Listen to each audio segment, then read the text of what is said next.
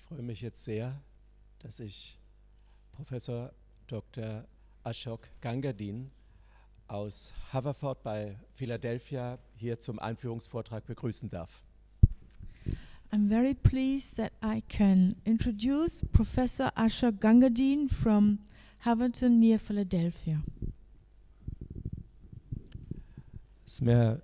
Ich freue mich ganz besonders, dass du gekommen bist, Ashok. Und als ich dich zum ersten Mal getroffen habe in dem Wochenende im Club von Budapest, hatte ich dich gleich in mein Herz geschlossen. I'm very happy you are here, and at that weekend I first met you in Budapest at that club in Budapest. I really embraced you in my heart, took you into my heart. Später merkte ich dann erst, was für ein berühmter Mann du bist. Only later I discovered what a famous man you are. Professor Ashok Gangadin ist Professor an einer Universität in der Nähe von Philadelphia und unterrichtet dort schon seit 40 Jahren. Professor Ashok Gangadin is a professor at the university near Philadelphia, and he teaches there for about 40 years. Er ist Philosoph von seinem Fach her und tut das, was viele Philosophen vermeiden. From his studies, he is a philosopher, and he does something which many philosophers try to avoid. Right. Nämlich, er schließt das Spirituelle in das Philosophische mit ein. He includes spirituality into philosophy. Und was ihm ganz besonders wichtig ist, wie er mir erzählte, ist eine Grammatik zu finden, eine Grammatik des Absoluten. And what's very important for him is he's going to look or find a grammar of the absolute. Und zwar eine Grammatik, die uns zeigt, in welcher Weise das Absolute oft hier in dem Relativen hier auf der Erde stattfinden kann. A grammar which shows us how the absolute can happen here on earth, in our relative world. Ashok ist nämlich der Meinung, dass Vergebung, so etwas wie Vergebung, nie aus der relativen Welt kommen kann. Ashok is convinced that forgiving can't come out of the relative world. Sondern dass Vergebung immer nur aus dem Absoluten kommen kann, aber daraus entstehen dann in der Regel ungeheuer viele Missverständnisse. Forgiving can only come out of the absolute, but this may lead to misunderstandings. Dass man nämlich einfach das Absolute hier in das Relative überschreibt. Dass man das, was Gott gilt, dann einfach ins Ego überschreibt.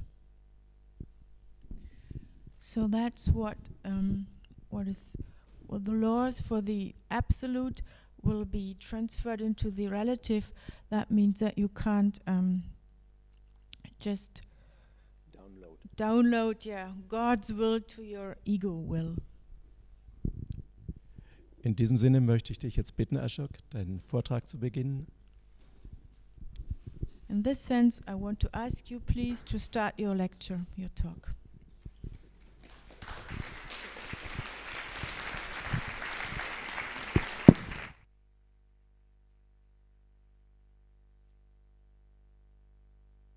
Thank you very much. I don't know if you can, is this on? Can you hear me all right?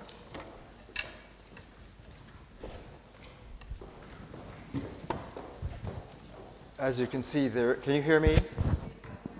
As you can see, there's a flip chart, and I'm going to be using it to visualize, to really compress 3,000 years of evolution on the planet in very precise ways, to create a PowerPoint as I speak. And I'm very mindful that our translator is dancing with me, so I must take signals to make sure I don't go too fast because I have so much to cover. And first of all, I'm honored to be here at the 9th EUROTAS International Conference. As you'll see as I speak, for me, EUROTAS is holding a very important space on the planet. And the conception of this particular conference, the naming of it, towards an enlightened global culture, and trying to understand conflict, terror, love from a transpersonal point of view, is a high point in our evolution on this planet. We all know that we're at a great cusp of shifting, and everything's at stake. Our survival and sustainability as a human family on the planet is in the offing. So as I proceed, I really like very much and appreciate the way Victor and Ingo worded and framed this particular meeting about the depth of violence in our culture. We all know that it's all around us. And we really need to understand, why is it in every aspect of our lives? Despite the great wisdom teachers we've had for millennia on the planet, who've been teaching us the way out of that kind of violence, to compassionate culture, to civilized culture, and to becoming real human beings, mature human beings, it appears that we're still held in place by patterns of consciousness that continue to dominate our personal, cultural, and institutional lives. So bear with me. I hope you can see this. Everyone can see this. I'm just going to put up some visuals to try and see what is the wisdom of our great wisdom teachers. I don't think we've seen very clearly global wisdom. And there's a good reason for that. Because we humans are always raised in a certain cultural setting. And after Kant and Husserl and Heidegger and Hegel and many of our great German philosophers, Wittgenstein, we know that we are shaped in a lens of the mind, L-E-N-S, lens, like a camera lens. So when we're raised in our culture, in utero, even before we come into the world, we're being shaped in how to see reality, how to see ourselves in our cultural grammar. And unfortunately, our education system doesn't really help us clearly to see what is the lens I have if I'm raised in the Christian world, in the European setting. How can I cross into the Hindu world? Can I? Is it possible for me, if I'm steeped deeply in the Christian vocabulary and mental ecology, is it possible for me to morph my mind into a very different mind space in which I can understand karma and dharma and yoga and samsara? Very different concepts. Can I enter the Chinese mind and understand the Tao and Qi, yin and yang, and acupuncture? Can I go into the Buddhist mind and understand shunyata, emptiness, where the true self is empty, anatta? How can I process shunyata? And if I'm a scientist and I'm speaking the language of physics, very high-level language, coming out of Einstein's relativity, can I really enter into the Islamic mind and so forth? How do we cross our worlds? We're not educated very well to even recognize the lens we have and how to detect and decode our mental ecologies, much less how to dance and move between them into a common ground. We don't even have a common ground. If we look and step back at the vast evolution of cultures and wisdom traditions on our planet over the last, just to pick an arbitrary date, 3,000 years. And I think that EUROTAS and the whole enterprise of transpersonal psychology is holding a vital space in this ultimate mystery story that's unfolding.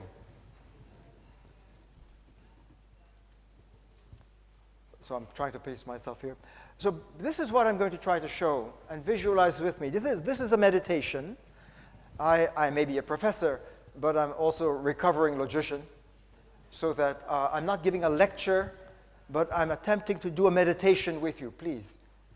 Because I'm trying not to talk about global wisdom, but to try and bring it into the room, to build on the beautiful sounds we heard that open the energy for us to experience this. So this is an experiential meditation together.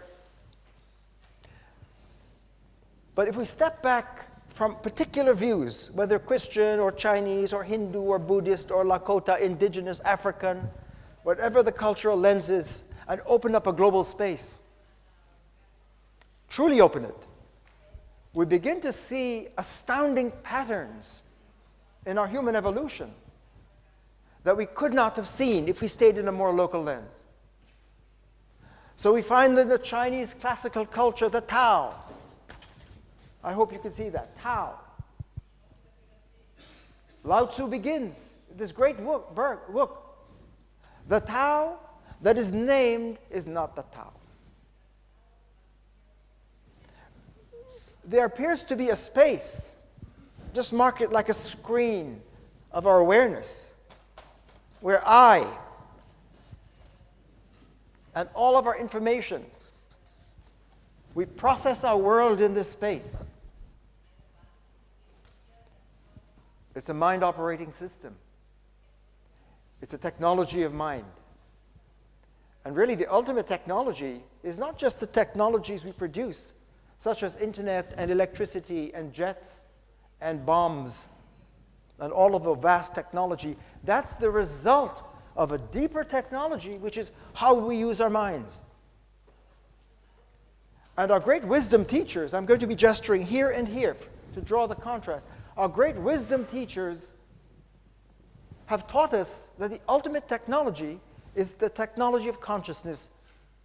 And an axiom of global wisdom is that we are as we mind. We make our worlds and our realities with our technology, our mind processing. So I'll be constantly trying to help us see the difference between this profound space and the language that's spoken here by our wisdom teachers and traditions across the planet. And this space, which is the more everyday mental processing, where we process information in this space. Logic is a very high science, as you know. And the whole European logic, being born with Plato, Aristotle, Socrates, is that to think is to predicate, subject and predicate. To think is to predicate. We learn when we enter philosophy and logic.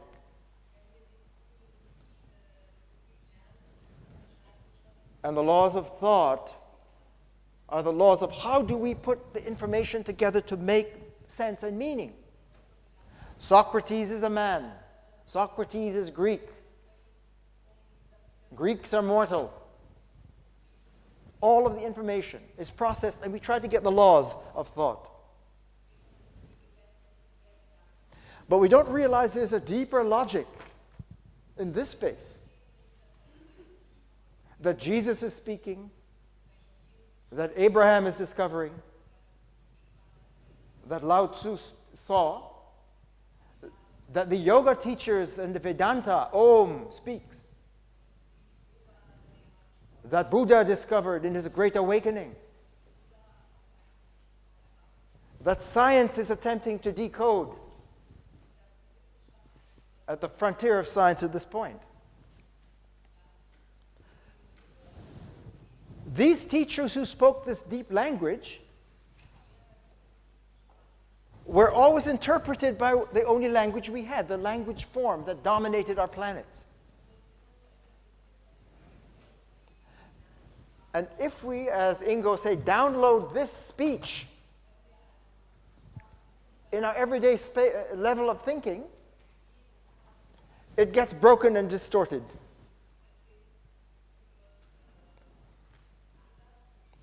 And our great teachers themselves didn't really make it fully clear that this script, a holistic, powerful script, mind operating system, to tap the Word of God or the fundamental word, cannot be processed in ordinary ways.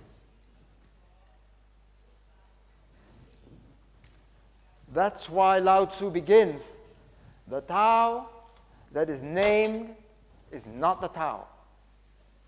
A warning. And if we stand back and see that across the planet, Om, all of Hindu wisdom is meditate on Om, not predicate on Om. This kind of thinking is not yoga wisdom. If you read Patanjali, the great yoga teacher, Patanjali Yoga Sutra, his opening sutra is Yogas Chittam Vritti Narodaha. Yoga is the silencing of predication. Yoga is the quieting of the noise of ego mind to cross into the awakened space. All of Buddha's awakening had to do with breaking this barrier and crossing into the space. Buddha's enlightenment. And Buddha called this space shunyata.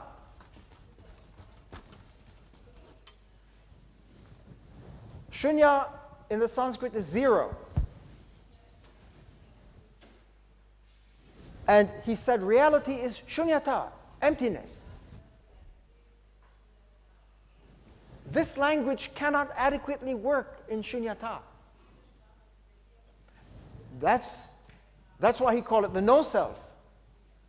The self, the transpersonal self, the true person is empty of this information.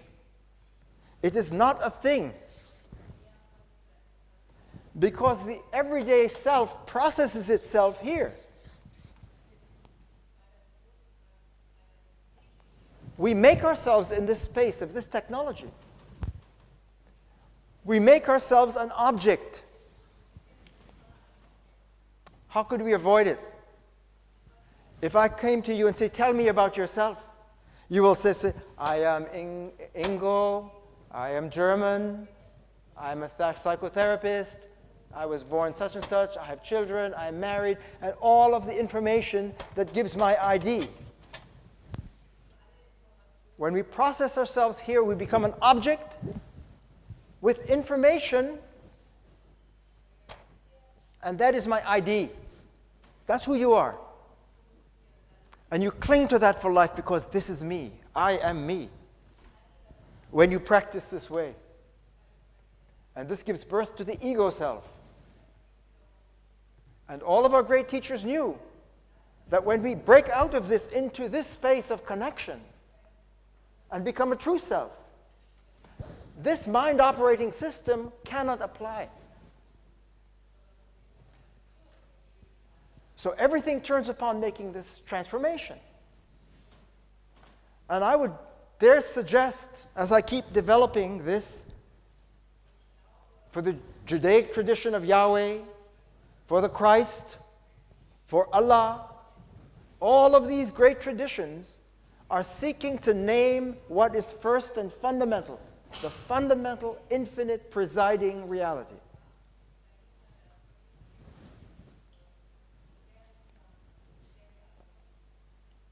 So in Buddha's case, Buddha saw, when Buddha awakened, four noble truths that are four global truths.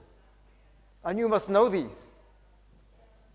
He was raised as a Hindu prince, but he wanted to break free from all of that Atma and Om. He wanted none of that because we tend to put it here.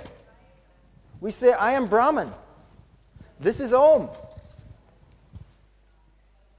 This is my true self, the Atman, and we lose it because we download it here. Buddha saw we had to break through. So when Buddha woke up, he saw existence is suffering. It has a cause, attachment to the ego identity, which is karma. Karma is the ID information that makes the object a thing, a being. And once you become an entity, a being, a thing, a bundle of this information, even death doesn't dissolve it. We have to work it through and burn it off to realize the true core self that is a no self. The true self is a no self. And I think that EUROTAS is attempting to hold that space for the sacredness of the self understood here. The true person is not just the ego, so it's transpersonal. That's what I hear. So the third noble truth, existence is suffering. It has a cause. This is the cause, because we are creating that self. We have a choice. We don't have to be addicted to this pattern. That's the third noble truth. We have a choice in our mind operating process, in our technology of consciousness. We don't have to use the ego program and objectify ourselves in this way. And the fourth noble truth is to practice a rehab. It is a rehabilitation of the mind patterns to become an awakened, mindful being in the world. And the Eightfold Path, the 8 paths, the channels of everyday life, right action, right intention, right understanding, right livelihood, and so on. It means that if you want to break this pattern that keeps us in bondage and suffering, we must rehabilitate in every act of our life, everything we do, mindfully. And that's how we break the ego pattern and develop the pattern of shunyata. And when we cross into this great space, everything is interconnected. Buddha saw that. Emptiness, shunyata, is fullness. It's abundance. It's overflow. Because every point touches every other point. Nothing can be broken and separated in this space. Imagine what that means. It must be so powerful, this space. Every point touches every other point right now.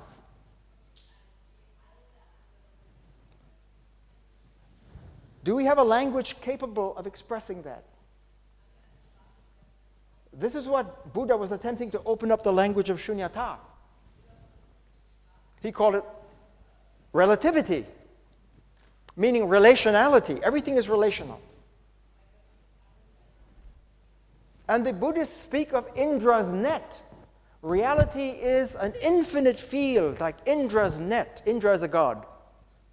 And you must know this. Indra's net is an infinite field of infinite points.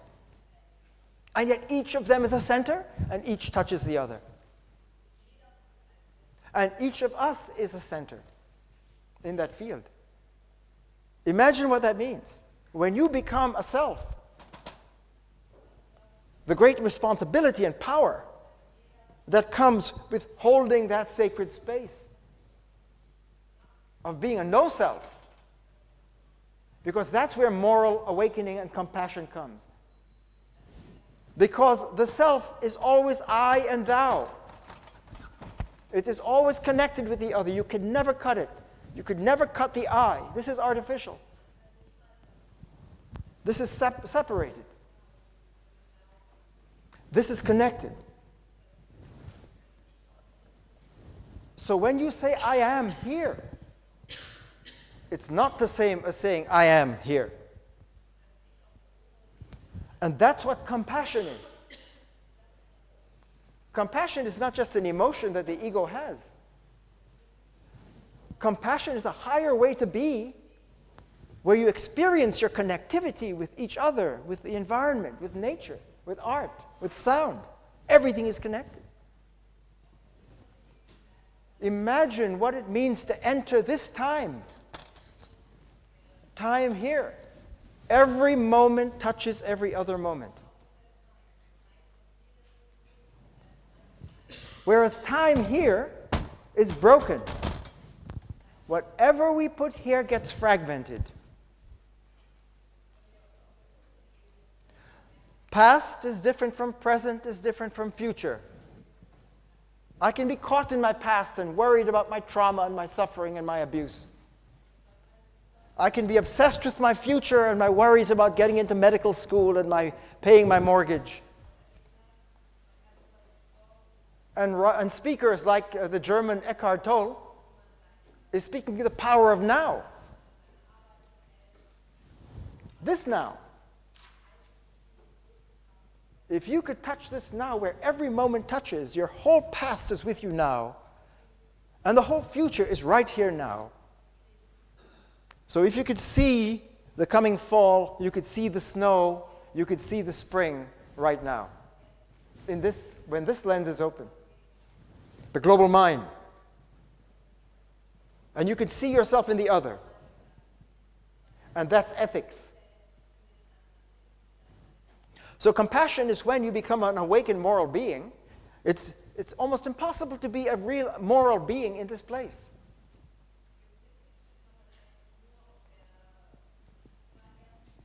This is why geniuses like Nietzsche, in his book Beyond Good and Evil, saw that you can't be a true mensch by following the rules mindlessly, like a cultic slave. He called it a slave mind, because you don't take responsibility for your role in making your world and affirming the values that we have. So the Übermensch is the person, in Nietzsche's language, who dares to step out of the box, to ratify ethics and the moral law.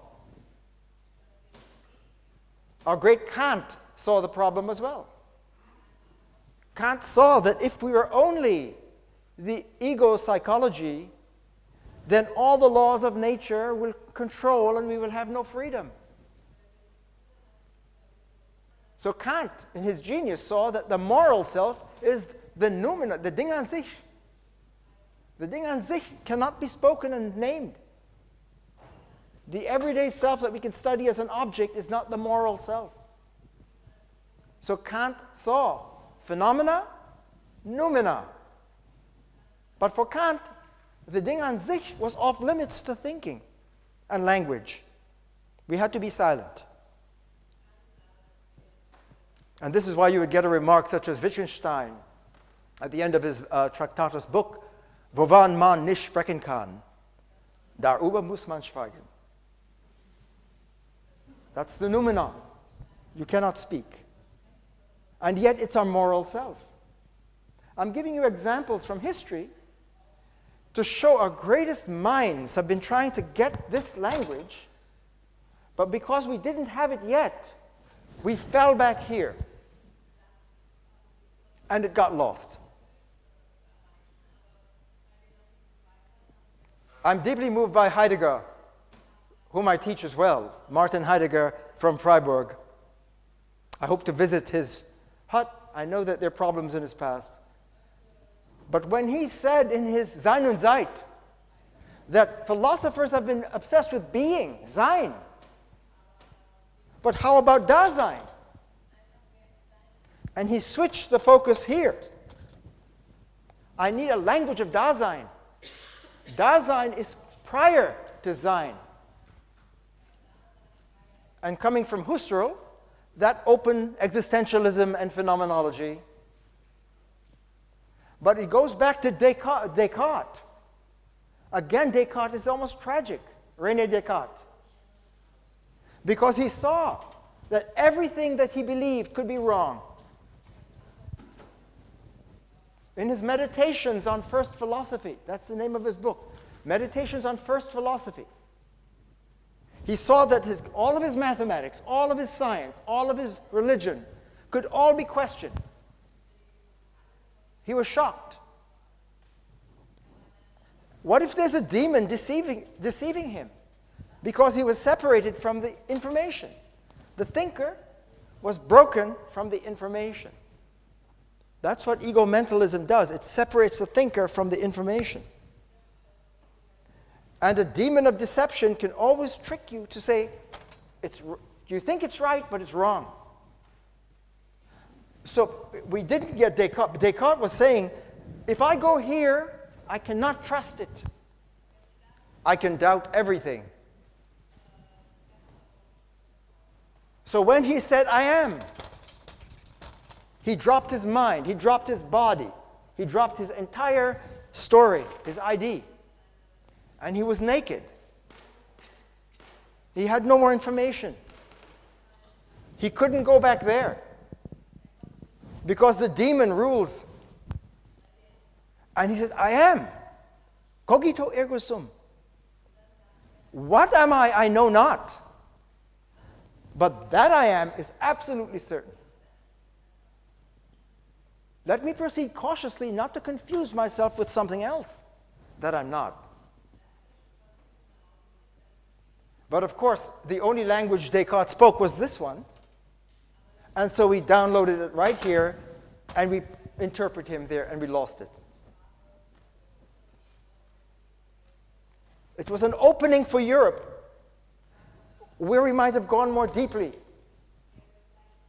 And Edmund Husserl saw it in his Cartesian meditations, his Cartesian ideas, where started phenomenology. He said, something important happened when we moved to the witnessing self and bracket that. And that opened up phenomenology. And Heidegger, Sartre, Gadamer came out of Husserl's beginnings. And as you know, after Heidegger attempted in Sein und Zeit to articulate Dasein, he gave up his project. It failed. It wasn't working.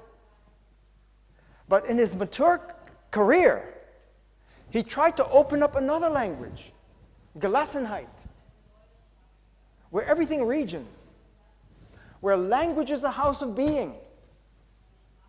And he warns us that we're meditative beings. And the technology that dominates our lives can take us down. So in his later career, he turns to Hölderlin, as you know, the poet, to say there's a deeper power in poetry for philosophy. I'm using these examples from our own situation here, but I could give many, many other examples. I'm going to go quickly now, more quickly. I hope you're okay. If you go into the Judaic tradition, where the whole Judaic tradition begins, with Abraham and Isaac, hear, O Israel, the Lord thy God is one. Love God with all your heart and your mind. We are called from this place to us. What does it mean to love and place first? What is first? Abraham struggled with that for all humanity, because he had his Isaac. He's an older man. He has his son, the most precious thing he could have, he thought. And yet God, Yahweh, called us all. Put what is first, and love it with all your heart and mind. What does that mean? It means you can't put your ego agenda first. You've got to surrender to a higher power. So all of humanity was in the balance when Abraham had to decide, do I trust my instinct of the truth of this higher call of God, or do I listen to my own ego agenda and what I want and what I love? And in that almost tragic moment when God said, sacrifice Isaac, he didn't mean, of course, kill Isaac. He mean, let him go. Because the passage from here to there is always one of letting go, surrender. Surrender your ID. Be courageous enough to let go of the ego information that you are and you believe yourself to be, but you're not. And with Jesus, when Jesus saw that we were still putting the law on stone. Jesus came to teach us that we must surrender, we must die to be born again and cross and transmutation into the place he calls it, I call it the Logos. I'll talk about that in a moment. But the breaking of the bread at the Last Supper, when he says, take this bread and make it into bread. Take this wine and make it into wine. This is the blood of Logos. This is the body of Logos. From now on, eat in this way. And everything you take, this is the food of God. We need this nourishment to live. So all of the Christ ritual is to move us from here into there. When we cross here, we can no longer separate the thinker from the language, from the world. They meet in one point.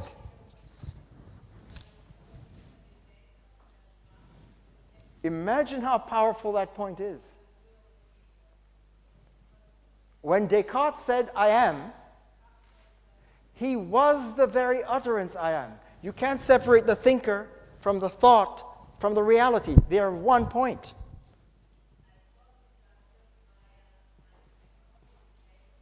When you cross from this place of division to this place of holistic connection, all of these broken points meet in the common ground.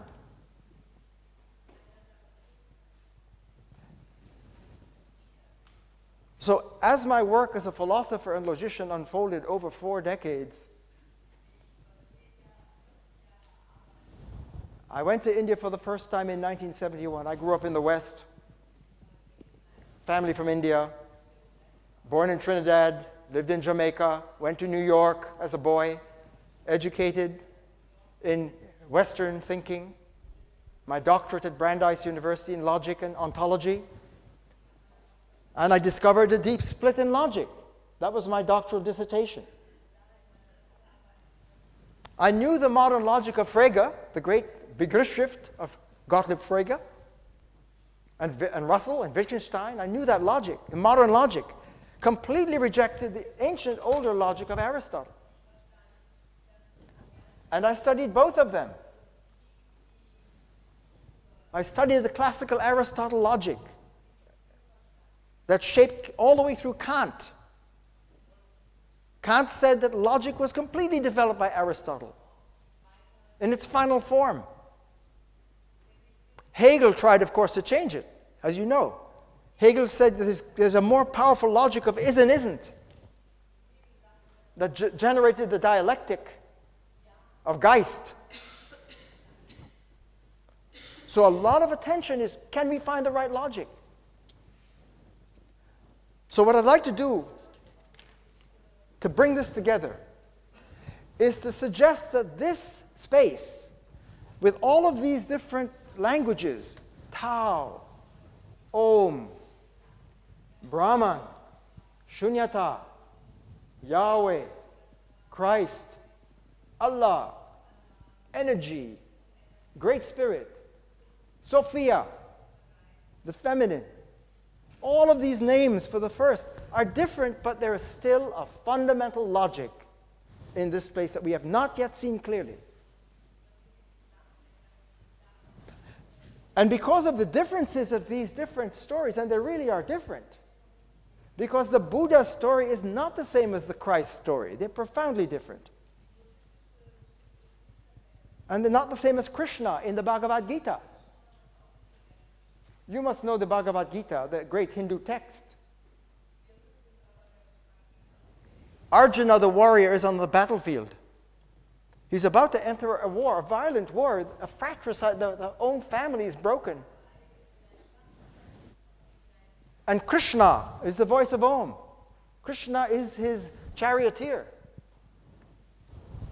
And Arjuna is broken. You always get split here. Because as a warrior, he knows he must kill. But when he looks and he sees his uncles and his cousins and his teachers and his friends, he says, I cannot kill them. I can't kill my own people. this power broke through him. His conscience, the higher self, broke through, and he got broken. Which is a good sign, because when you have your midlife crisis at whatever age, and it breaks, you're ready for the journey. So Arjuna drops his weapon on the battlefield, knowing this is suicide. If he kills his own family, he can't live. If he drops his weapon, he's dishonored himself and his reputation is ruined. He turns to Krishna and says, Krishna, help me. And Krishna is almost annoying. He's smiling at this tragic moment because he knows this is the time to take Arjuna into the high place.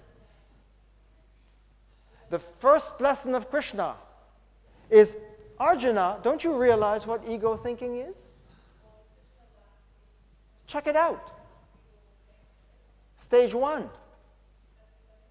This is why you're broken and suffering, and this is why you're in a war. We don't make that connection. We don't realize that egomentalism, the mind program, breaks, divides, polarizes. It breaks you from you. It cuts you in two.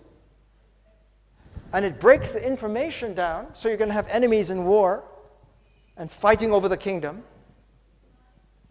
It breaks up all information so that mind and body, finite and infinite, one and many, I and thou, all broken.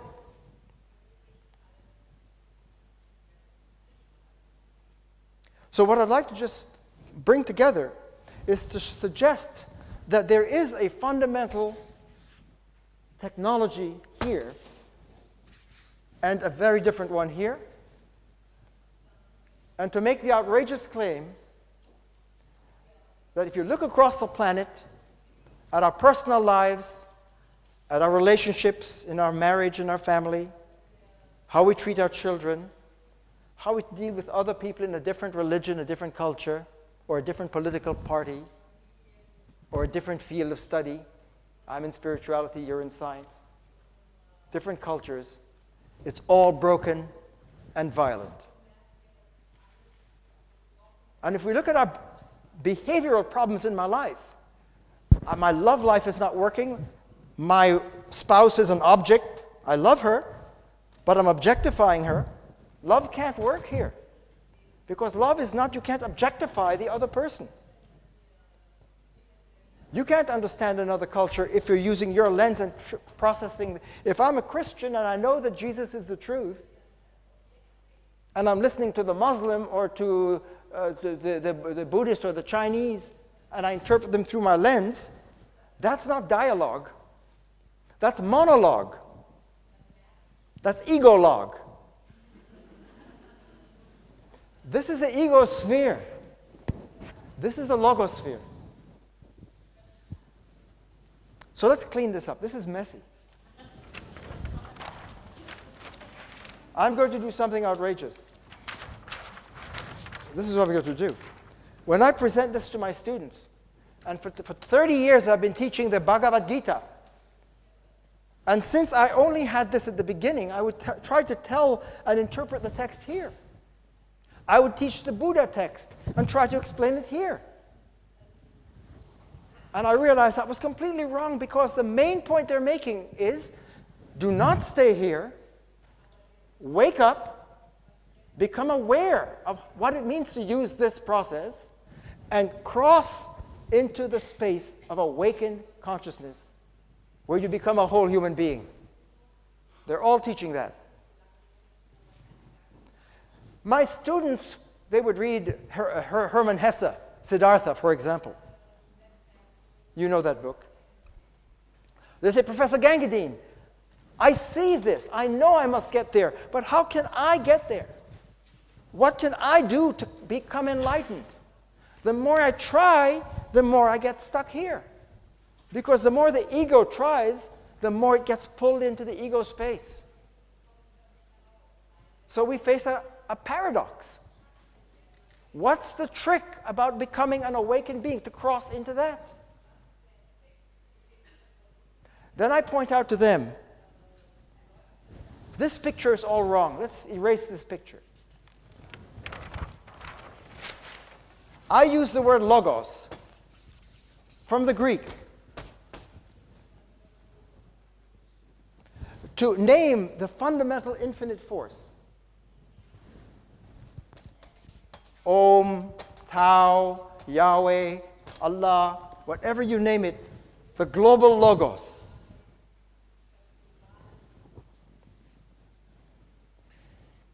This line is very important. It shows the separation into this space.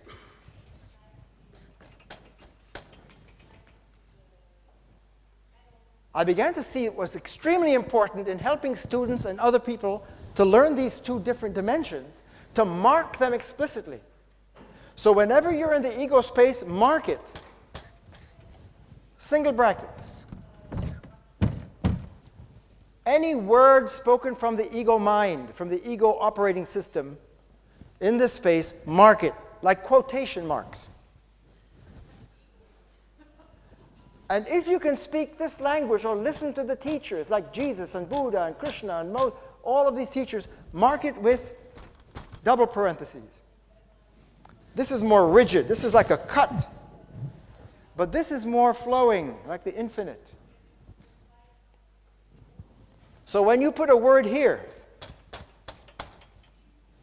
it's very different. So this language is profoundly different from this one. This is EgoMentalism. And this is entering into the Logos script. And our great teachers are all speaking from this space. But what we do is this. We take that to be first, and we place it in here. This is pretty perverse. Here is EUROTAS, for example. And you marginalize it because this dominates. When in fact, this is the situation. This is global wisdom. That the ego mind can only operate within the logosphere. So whenever you have your name, when you write your name, please honestly recognize that you have an ego culture, an ego identity, and sometimes it can be multiple. Most of us have multiple worlds. I hate to take you back to this place. But imagine now all of the different worlds that are happening here that are at war. Here is idealism. Spirit is first. Here's materialism. Matter is first. Here is dualism. Here's monism. Here's all of the worlds are alternative worlds rendered here, and they can't talk to one another. And if you look at our universities and our culture, there are culture wars. Imagine then a typical American. Let's say I'm a Jew or a Christian. I really believe in God. I take the Bible seriously. In the beginning is spirit. And God created the universe. I believe that. That is one lens I have. That is one ID. Let's name it, one. But I'm also a physicist. And I know that the evidence shows that the universe started with a big bang. It's expanding. It's all energy and matter unfolding. Consciousness came later from matter, not from spirit. I believe that. That's another ID. Number two, I'm a civic American. I'm a good citizen. And the Constitution suggests that I must keep my religion out of my civic life. So I must separate my religion from my politics. And I believe that. But it hurts because my religion is saying every moment you breathe, love God. How can I leave that out of my politics? But I do it. That's a third ID. My civic life. Please, I'm making a very important point. Each ID is a different fragment of the self. Because worlds are profoundly important. At the deep ontology, my being as a Christian, my being as a scientist, my being as a civic political being. And of course, I'm seeing my therapist. trying to relieve the stress of all of this confusion. It's normal schizophrenia. To have these multiple, and I can't talk to myself. They're all broken. I don't have inner dialogue. So there's a war inside my soul. And my therapist, of course, is the Jungian. She is Gustav Jung. And she is telling me that I have anima and animus, a male and a female side. Oy vey, I'm really in trouble now. I've got to deal with a female, on top of it. And Jung is telling me if I don't get my male and female together, I won't be an integral individual. So I'm getting even more stressed out. But fortunately, I'm doing yoga. And I'm chanting Om, and I'm doing ego yoga. It doesn't matter. It doesn't matter I'm blowing it. Yoga has nothing to do with it. But it's getting me in shape, and I'm it's getting me, lowering my heart rate. And I'm losing some weight. And it's glamorous too. But it's only making it worse because my Om side is not the same like the others, and I'm still getting worse. But I have a tree-hugging friend who practices Feng Shui. And they tell me if I move my furniture around, then, So, I hope I'm not going too fast. I get carried away. But you get the picture. That's our normal life. The point I'm making is that normal schizophrenia, multiple personalities, ontologically, when you have these fragments of selves and you don't know how to dialogue, you're disintegrated. And most of us live in that normal space. Imagine how different cultures are going to dialogue with each other, or not dialogue, and the great violence that's going to happen. I'm almost finished. I hope this is making sense then. It's not a journey from here to there,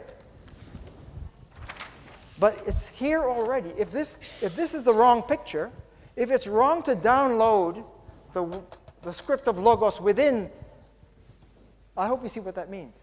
It literally means the ego couldn't ego without the Logos. You cannot ego without the Logos. You can't even pretend to have a continuous existence through time as an ego, with ego identity, were it not for the resources of the unified field of connectivity. This is where relations come from. This is where connectivity comes from. So if you're going to have an ego story, it's going to depend upon the presence of the Logos. And in any case, the Logos is the infinite field. No one can step outside of the Logos. That's our saving grace. The infinite field surrounds us and makes our life possible at every moment. And when we realize this is the way to write your name, your high self is always already ever present with you. And however rigid your identity and lens may be from your culture, it is possible to loosen it up. This is what I see EUROTAS is doing, to realize that you're already there. It's frightening because it looks as if I give up my ID, will I give up my body? No, you gain your body. Because when you drop the false body, your true body comes forth. You can really see. You can hear, as in the sound of the meditation. You can smell. You burn the incense. Everything is alive. Everything is sacred. All of nature is sacred. Beauty surrounds us. We're living in the place of goodness. Because when this opens up, I find that I and thou are linked. I and thou. And writers like Martin Buber in Ich und Du was trying to show that the I-it, when I treat another as an it, it's a violent act. We violate ourselves and the other when I objectify myself and the other. And that's what this calculus does. And that's why Kant, in his great moral treatise, saw that the moral law was never treat another person as a means to an end, but always as an end in herself. That's the noumenal self. And that's the I-thou relationship. When Martin Buber wrote I and Thou, he said there are two ways to be a human, I-it and I-thou. And who is this thou? I must stand open and drop my agenda to open space for the sacred other to show up. Of a different culture, of a different gender, a different person, including nature. This is sacred space. Everything is sacred. Every person is sacred. When we're raising our children and treating them like objects and schooling them and training their minds in this technology, our beautiful children, imagine they're born with the Logos, ready to come forth. And we download them and school them. Maria Montessori knew better in her education that the child is sacred. The classroom has to be a sacred space to allow the child to blossom, not to impose our agenda on the child. It's an act of violence. I'm taking everyday ways and showing that we violate each other, we violate ourselves. And so when Ingo and Victor say in this conference that violence pervades our culture, it's all around us. Even though we're good people, we're all good people, we have good intentions, because this is who we are. But when you're living in this technology and others are objects, it doesn't take much to have a Holocaust, ethnic cleansing, brutality to one another, gender violence, racism, sexism, and all of the kinds of ways we deal with each other in violent ways. Gandhi understood that. Nonviolence is non-objectification. And this power is tremendous. When Gandhi was attempting to challenge the British Empire in India and tap this power that he called satyagraha, truth power, that's the power of one. The power of one is impotent. Egos are not very powerful. But when we could step back from that and realize that the high self is always present, that's the transpersonal. It's ironic that I don't like that language. Because you become a person, a mensch. Here, this is the mensch.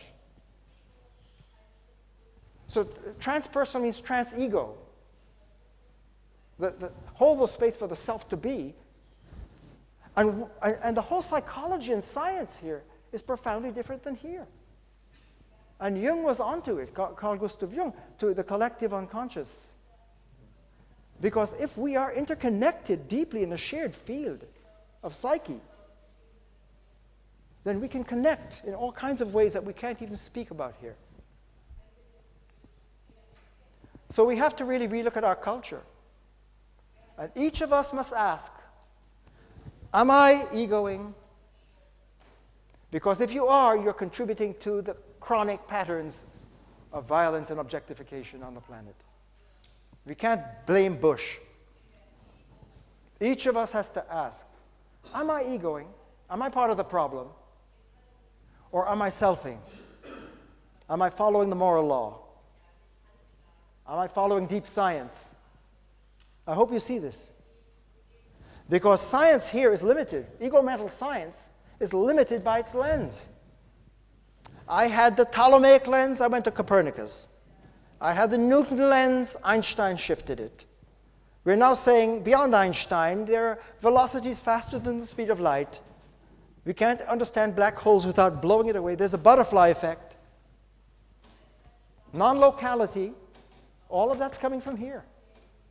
The universe, the field of nature, as an infinite field of connection, is non-local. That means across the distant universe, it's connected right now.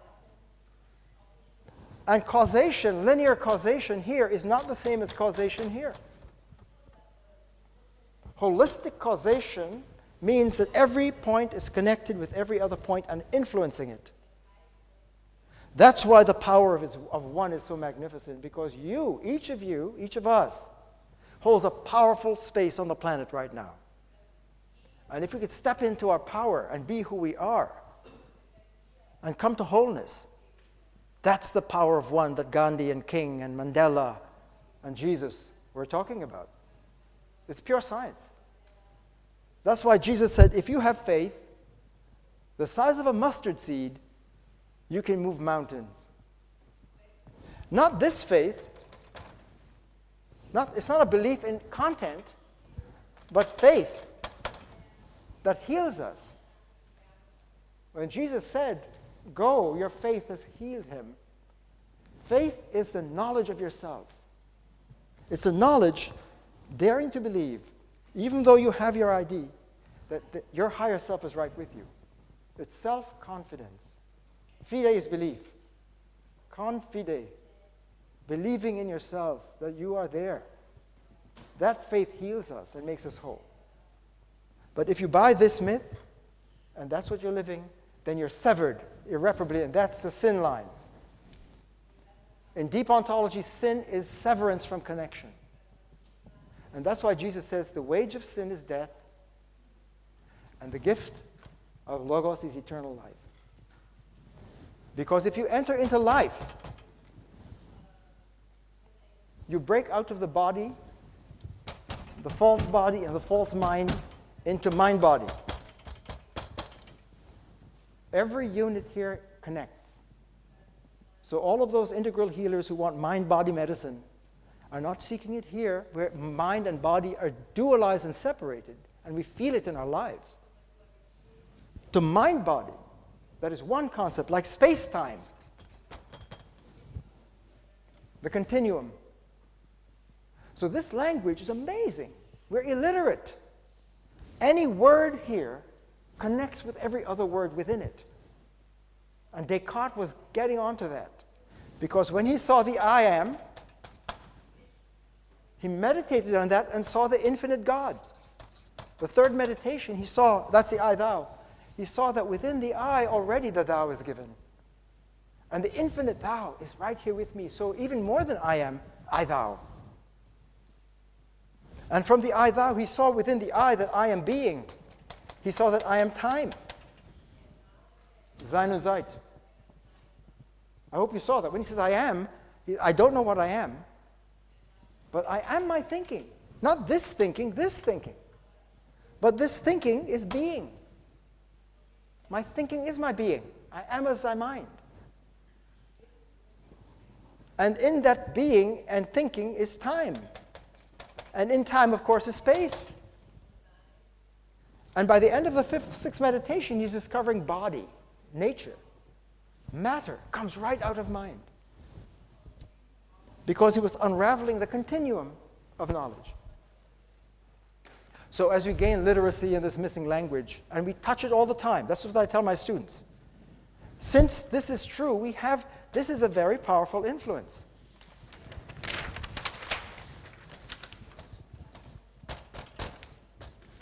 This is a powerful influence at all times. The high self. Imagine what psychotherapy would be if we really place our disorders here. My kids have ADD. They're distracted in school. Give them Ritalin. Or my daughter has anorexia. She has eating disorders with body image. Who is the eater? Is it the high self that's eating, which is what we're advised to do? Or is it the ego that's eating? If you want organic foods, I want a healthy diet, I'm going organic. But it's the ego that's eating rather than this self. Are you really bringing out the value of the food? Who is eating? I'm giving examples. I'm suggesting if we have been looking at our disorders simply here without any of this, you might get a distorted understanding.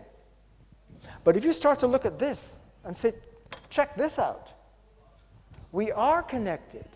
You Muslims, Christians, Jews, Buddhists, scientists, we're connected. We come from a common grammar. Not the Tower of Babel, but a deep common grammar of logos. And unless we can have the literacy to learn this language together in deep dialogue, so that I as a Christian can learn from you as a Muslim what you can show through your tradition of Islam, of Allah, can teach me more about my logos. Not Jesus, but Jesus. There's a world of difference between Jesus and Jesus. My brother is a fundamentalist Christian. Jesus appeared to him on the mountain in Arizona. And he said, Jesus is the only truth. And he said, Ashok, Jesus told me you will be saved. Kneel with me and accept Jesus in your heart right now. That was just before I left for India the next morning. He said, don't go to India, you will be lost.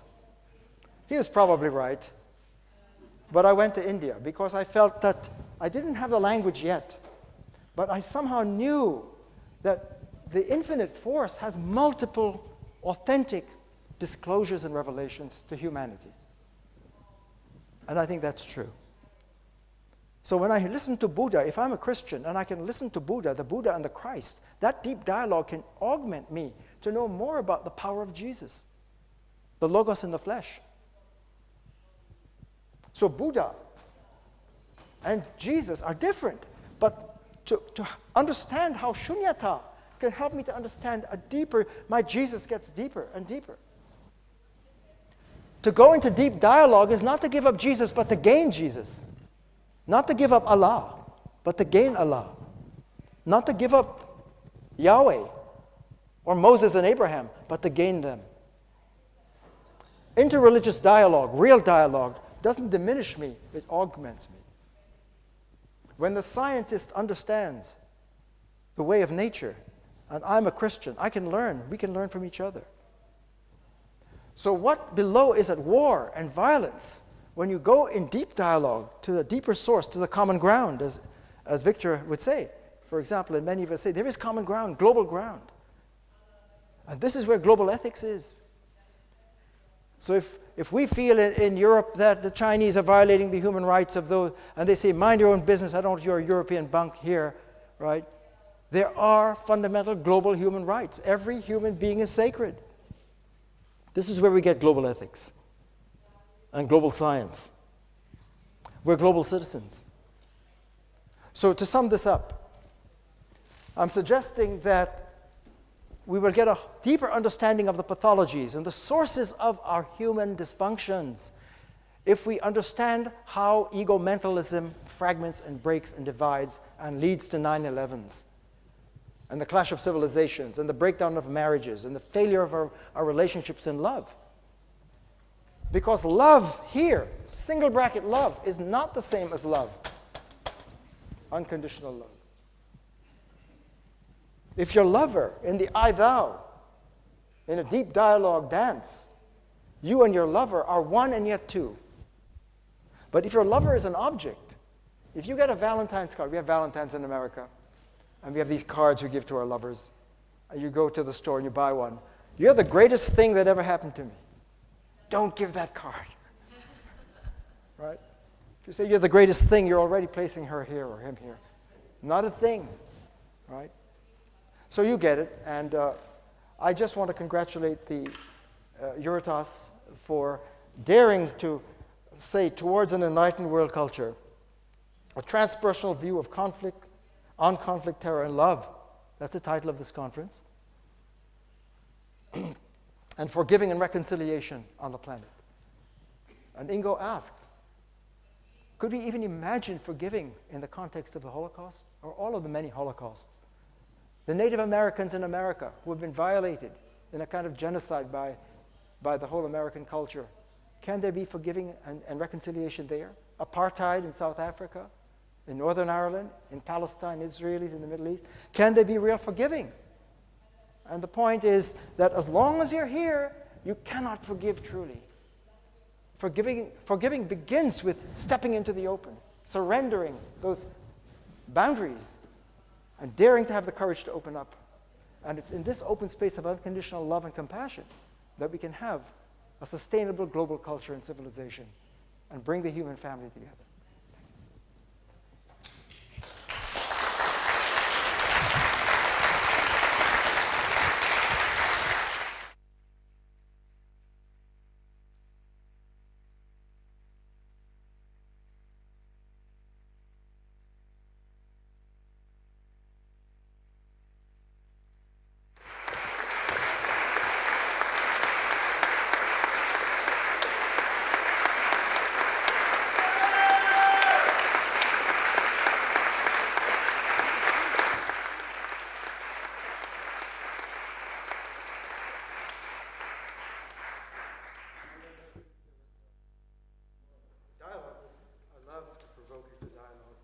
And I don't know if that's in the cards. Ingo, you have a few moments for dialogue or conversation. Can you hear me? Is this off? Oh, here we go. Are there any questions, comments? I did want to end on that note that I think that we can easily get marginalized or think of as where the press might just dismiss people who hold the spirituality, global spirituality and something like this and try to marginalize it. Don't let that happen. Because everything's at stake now on this planet. Humanity is in an evolutionary shift to come to maturity. And if you look at our great wisdom teachers, for centuries they've been calling us to be human. All of our great philosophers. If you look from Heraclitus to Derrida, and look at that story. I bring this out in one of my books coming out, to see the amazing mystery story. Can we enter the Logos finally? Almost a comedy tragedy of, in the European case, of these geniuses seeing into this place, but only having the ordinary modes of expression to express it, like Descartes and Kant and Hegel and Marx and Husserl and Heidegger and Sartre, for example. And they keep hitting the walls of this EgoMental space of mind and word. And we desperately need to finally open up the space to realize that the insights have to come in a more literate way, in the language of Logos. And those mystics who feel that, you know what, truth is off limits to language. Truth, as wovon man nicht sprechen kann, darüber muss man schweigen.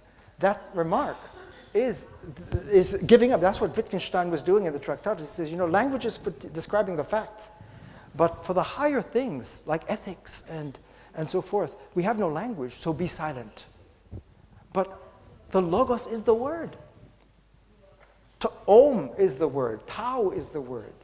The infinite word is infinite power of language. So mysticism is almost buying into egomentalism and saying the only language we have is the ego language. That's the only mind operating system. And don't even dare think to transgress into the space of truth. You have to be silent, right? I'm questioning that. All of our teachers question. That's why Buddha spoke from silence, but he spoke the Dharma. And Krishna spoke the Om. And Jesus spoke the Logos. And our teachers have been speaking. And we have to grow up and come of age. So please, I think EUROTAS and this enterprise, we have to be courageous and bold and not defer and be marginalized. The new culture is here. And Erwin Laszlo and the World Wisdom Council that I've been co-founding and working with so many partners, the Dalai Lama, Desmond Tutu, Mikhail Gorbachev is with us on this, and Jane Goodall and Bob Thurman and Cornel West and Mangari Maathai, who just won the Nobel Prize. They're all with us, and they say it's time to enter global consciousness. And they're all different. We're all different. Jane Goodall is out in the forest of Africa and seeing the decimation of the forests and the loss of the species. And she says, we can't do that. Wangari Maathai, I'm speaking too fast. Wangari Maathai has been planting millions of trees for the deforestation, right? All of these teachers, Desmond Tutu is trying to get reconciliation and truth in South Africa, the topic that we're discussing here. The Dalai Lama, as you know, in terms of the exile in Tibet, is trying to practice the Dharma of love and not be angry, but to stand in truth. These are the people working together. And Germany is so fantastic. I love German philosophy, obviously. You know, from Kant to Fichte, the Schelling, I mean, the amazing Goethe. All of the genius of the German mind and heart is amazing. And I hope Ingo will take me to Heidegger's hut before I go home. I'm teaching his book in my course right now, What Calls for Thinking. And what calls for thinking by Heidegger is just at this point. He says, we're not thinking. You scientists are not thinking. You academics, you're not thinking. What calls for thinking is so deep, we still haven't started to think. My colleagues reading this text together in my philosophy department are very angry to hear Heidegger say that, because they know they're thinking. But I suggest to them that if you listen to the wisdom of the planet, Krishna, Moses, Jesus, they're saying we're not thinking. It's time to think. Real thinking. You know, so I think that right here in Freiburg with Heidegger, whatever mistakes he may have made or not, I'm not going to judge. But in his mature career, he says, please, people, we are meditative beings, in his inaugural address. He says, and we have to go into the Gelassenheit, into the house of being. Language is the house of being. One of his books, On the Way to Language, he means this language. And that's Dasein. Not the old Dasein of ego Dasein, but the transpersonal EUROTAS Dasein. So, danke schön.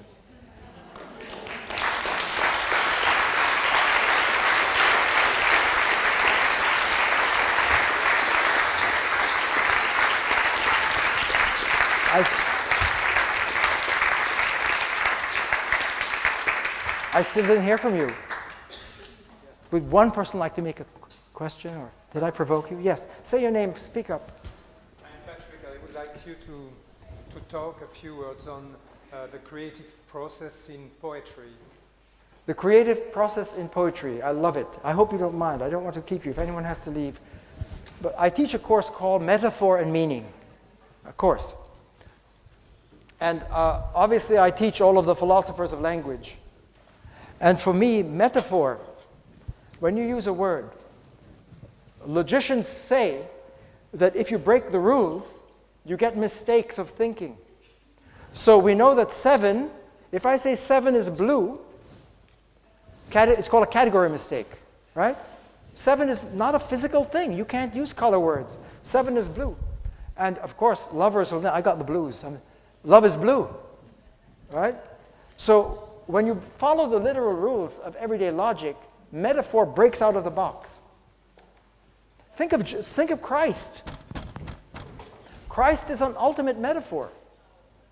The literal truth here is metaphoric for this. So Christ is the infinite made finite. How could that be? Christology is a miracle. Or the Trinity.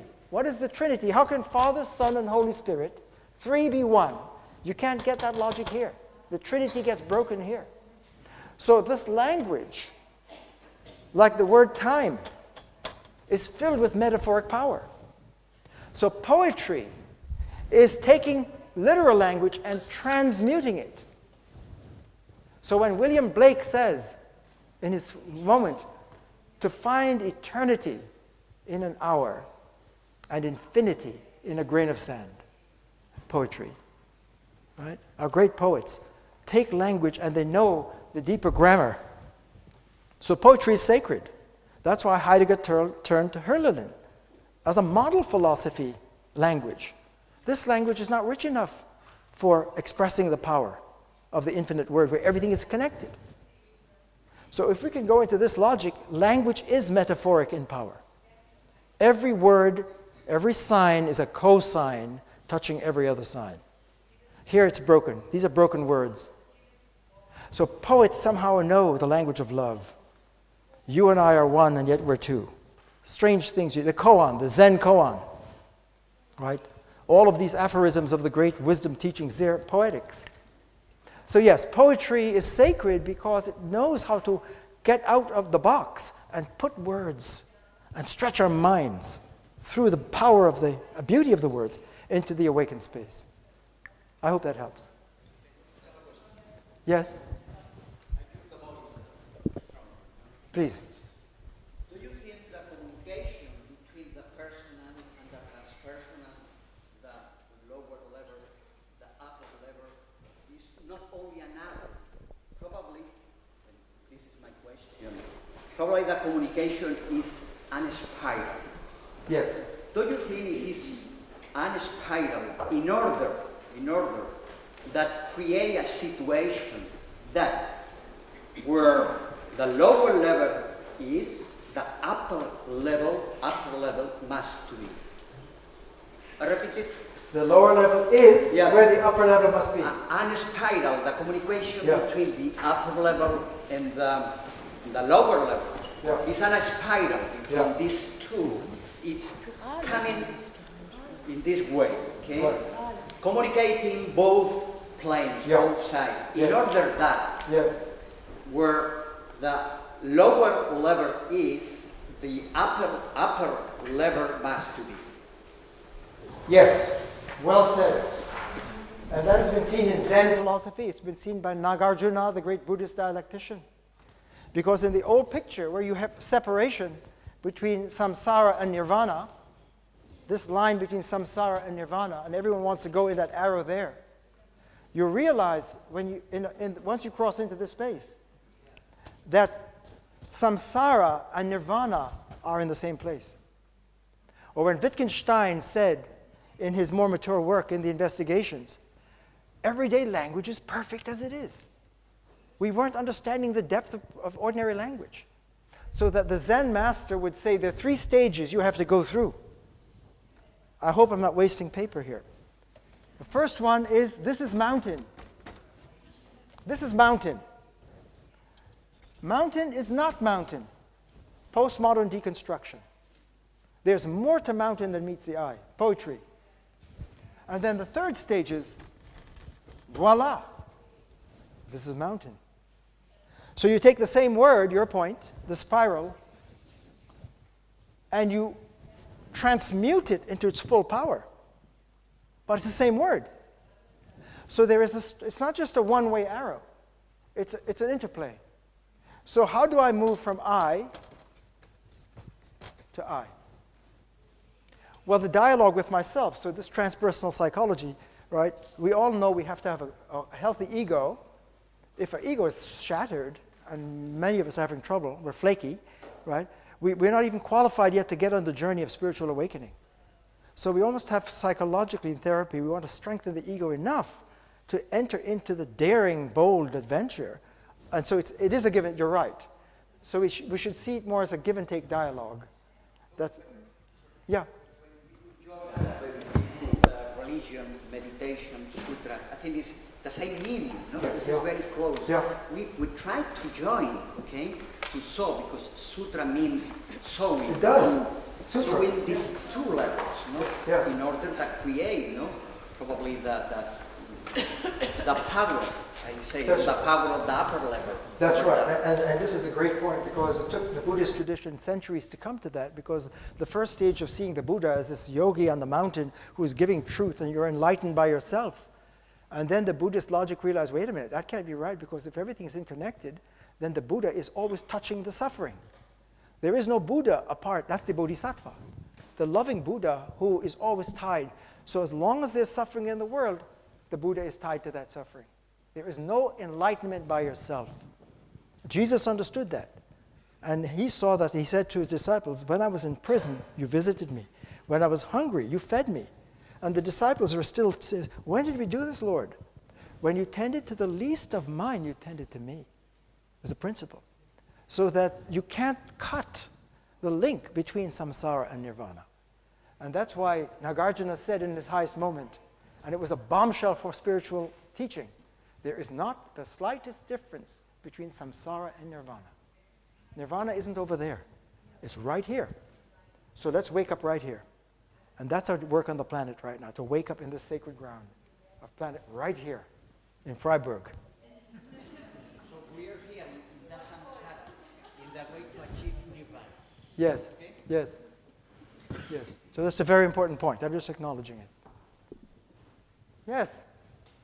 So this means as a typical American, I will continue to practice my religion and be a civic resident and hold on to all of my identities and do the same thing I do every day as I've always done, but within a different awareness or a more open, greater awareness.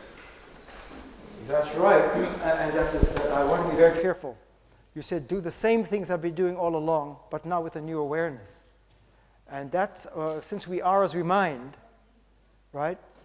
If it doesn't mean that I've been wasting a lot of paper and leaving the lights on and consuming money, and you know, when you wake up, there is a profound shift in the ethos of how you move in the world in sacred space. So it's, I would put it slightly differently. It's not that I have to stop being a Christian to be a global citizen, but in my new awareness, I can be more deeply Christian. I can be more deeply scientist. I can be more deeply artist. I hope it's clear the point that in this space, and Heidegger wrote on this, that in this space between I and the other, when I'm here and I am looking at the work of art, the Van Gogh painting, I go to the museum and I'm telling my friends, it's $3 million. Do you know what it cost? And so forth. I'm treating the artwork as an object.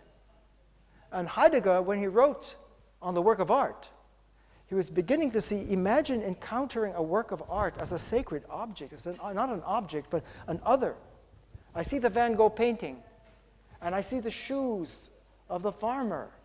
And in that shoe, I can see the whole life of that person. The canvas is alive now. It's sacred. You see, so I'm in art, aesthetic experience in this space comes to life. This is those of you here who are giving workshops on art and transpersonal are exactly right. Poetry and art. Because art understood is a very powerful music, a powerful transformer.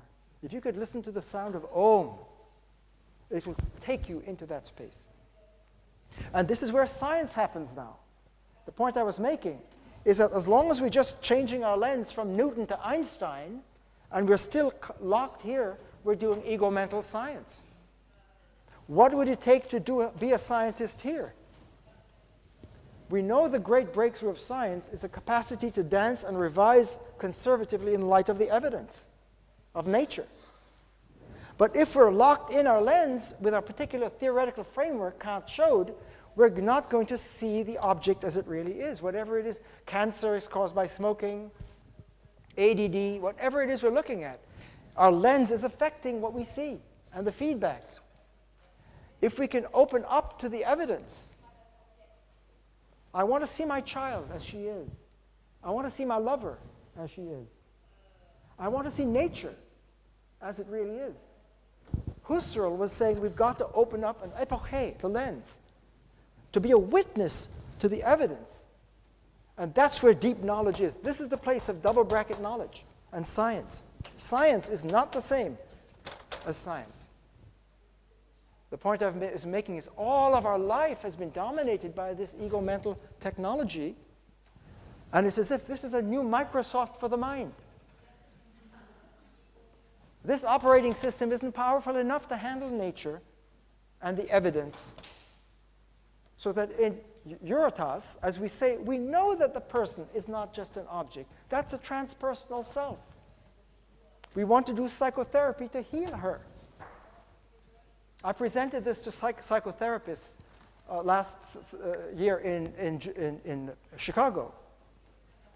And they saw, before I presented it, that when you're doing psychotherapy, if you could appeal to the high self and bring the broken selves into dialogue with that high self, you could bring the person to healing. And one girl tried to commit suicide. And they were using this in a video because there was a voice in her that wanted to say, kill yourself. Why? She was abused by an uncle, and her parents didn't intervene. She wanted to punish her parents by taking her life, to teach them a lesson. So that a voice fragment, once the child is stabilized in the high self that you know is there, you can appeal to that for dialogue. The therapist called out this voice from within the child to bring it into the open, the one that wanted to kill her. And in creating a dialogue, it saw, first of all, that it was trying to kill it to punish the parents. And the girl healed and gradually changed by appealing to the integral self to bring the fragments together. Very powerful. This, yes?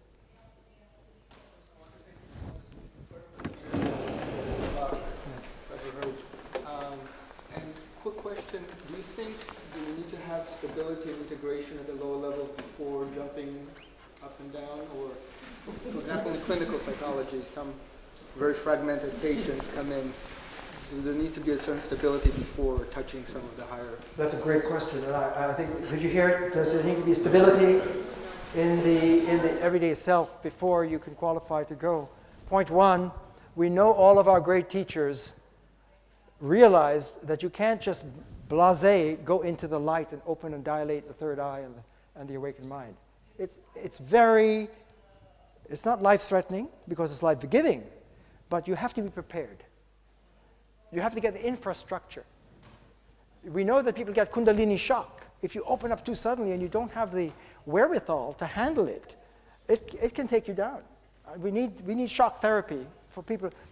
So Nagarjuna said that a little intelligence can be very dangerous. If the ego misuses this knowledge, it can bite you like a serpent and can be deadly, right? So like a serpent wrongly grasped, if you grasp onto wisdom and you're not prepared. Plato said, when the philosopher breaks out of the cave, people are in the cave, we must go into the light, that's all philosophy, but it can blind you. So he had 15 years of mathematical training to get the mind ready, and then 15 years of moral training before you were qualified to even dare to open to the light of goodness itself and to get wisdom in the world. So all of the teachers warned us, don't look into the face of God, you'll be blinded. So we have to take that caution seriously to prepare yourself. On the other hand, if the stability is the wrong kind of stability, if it's a rigid, closed, authoritarian kind of stability, that destabilizes and blocks you. So what's the fine line between helping as a creative therapist to get the shattered self sufficiently integrated so that she can now begin to get on the path of a very challenging journey? Good question. And I think that EUROTAS, as I can hear, is holding that and experimenting with that avenue of transformation. Yes. One of the subject matters I'm concerned about is terror. And I think I'd like to hear you speak about terror, but specifically, just now you spoke about rigidity and how rigidity can be used as a way of destabilizing. I'm wondering what your view of terror is relative to your model. Good. Excellent question. What is terror? This gentleman is concerned about terror. And of course, we're in a war against terrorism. And I've been suggesting that if you cast your diagnostic eye too narrowly, which is to say, erase all of this, forget the double brackets, and just go into here. And you have a 9/11. We're starting over. This is all we have. And here's 9/11. The airplanes go in and down come the towers. And that unacceptable, life-threatening terrorism that comes from a form of egomentalism is fundamentalism. There are always polar forms here that can absolutism and relativism, unity and multiplicity. There is a polar split of two sides within this logic, and we tend not to see it. So that one side is fundamentalism, one form of egomentalism is fundamentalism. My truth is the only truth. And frankly, we could find that in academic circles as well. You know that, right? Academic people trained in their field are, in a way, fundamentalist scientists. That if you raise an alternative paradigm, they shoot it down because it's a kind of fundamentalism. So when you get the deeper diagnosis of egomentalism, then relativism is the flip side of fundamentalism. Fundamentalism saying, this is the absolute truth. I got it. Jesus, science, whatever it is.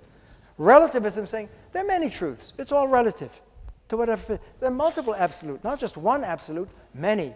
You're African-American absolute, you're Latino, you're Eurocentric, you're Asian. You all have your truth, and truth is relative. Relativism and absolutism, two sides of the same coin. So that terrorism, when Bush said, here are the Islamic terrorists. We're going to have to go and take them out. He is using terror to fight terror. And an eye for an eye is going to make the whole world blind, as Gandhi said. So the question for me and for all of us is, what would be the only future politics, power politics, to deal with the terrorism and the broken lives and chronic battles we have? We've got to have to go to dialogue, deeper, real dialogue. Not ego-log, not working out a power play that a détente at Camp David. It says, now we've got a détente here, you know, on paper. But the hearts of the people are still broken and then angry and they're not reconciled in forgiveness, what this is about.